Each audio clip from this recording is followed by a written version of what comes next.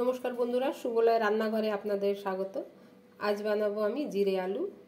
নিয়েছি এখানে গোটা জিরে, অল্প সর্ষে, কারি পাতা, দুটো কাঁচা লঙ্কা চিড়ে রেখেছি। নিয়েছি এই যে নারকেলটা আমি কুচো কুচো করে কেটে নেব। আর আলুগুলোকে ডুমো ডুমো করে কেটে একটু সেদ্ধ করে নিচ্ছি। কড়াটা গরম হয়ে গেছে, দিয়ে দেবো সাদা তেল। তেলটা গরম হয়ে গেছে, নারকেলগুলোকে ভেজে তুলে নেব।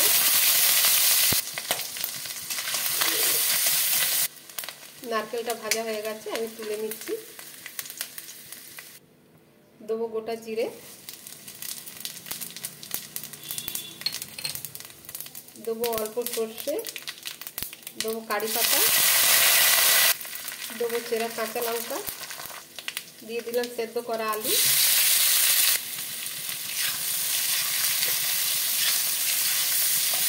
আলুটাকে ভালো করে নাড়তে হবে কারি পাতা আর জিরের সাথে। আমার লবণ দিতে লাগবে না, আমি সেদ্ধ করার সময় লবণ দিয়েছি আলুতে।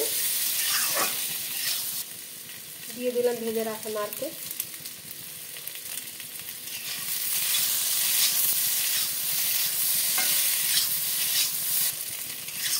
এবার জিরা আলুটা রেডি হয়ে গেছে বন্ধুরা।